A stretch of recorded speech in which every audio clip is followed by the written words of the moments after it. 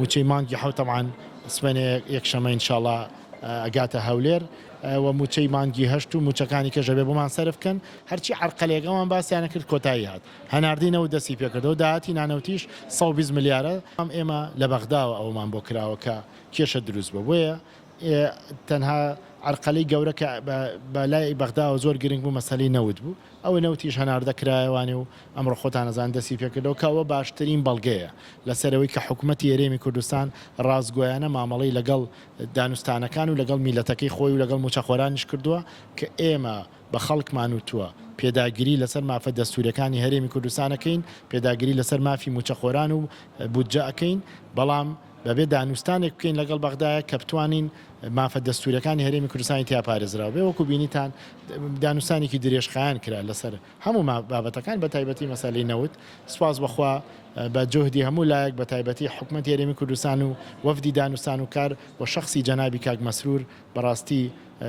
شەونخونیەکی زۆری کرد هەتا گەیشتین بەم دەرەنجامە بە تاکید ئەو نەرمینواندنی حکوومەتی هەرێمی کوردستان لە دانوستان لەسەر داهاتی نانەوتی و لەسەر هەناردەکردنەوەی نەوت لە پێناوی موچەی موچەخۆرانی کوردستانە بووە و بەڵێنیشمان ئەبێ وا وەرگرتووە لە عێراق کە موچەی مانگی حەوت طبعاً سبەینێ یەکشەمە ئینشاءڵڵا ئەگاتە هەولێر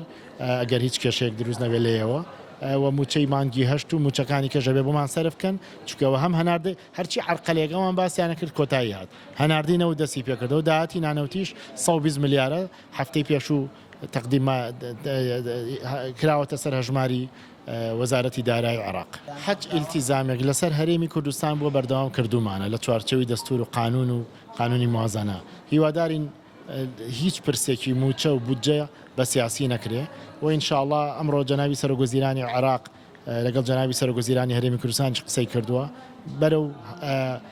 بەرەوەوا ڕوین کە هەموو دۆخەکان ئارام بێتەوانێ و ئینشاءڵڵا موچە و ژیانی خەڵکی هەرێمی کوردستانیش بەرەو سەقامگیری بڕوە کاک مەسرور بە شەخسی سەرپەرشتی هەموو دانوستانەکانی هەرێمی کوردستانی کردوت چ لەسەر مەلەفی نەوت چ لەسەر مەلەفی هەناردەکردنەوەی نەوت ئەوە داهاتی ناوخۆ و هەناردەکردنەوەی نەوت بۆیە زۆر پێوەی ماندوو بوو بەڵام وەکو دایمە هەچ بەڵێنێکی بە خەڵکی کوردستان نابێت جێبەجێ کردووە لەوانەیە بەڵێنەکانی هەندێکی کاتی ویست بێ بەڵام دڵنیا بن کاتەکەشی لە پێناو پاراستنی قەوارە و کیانی هەرێمی کوردستان و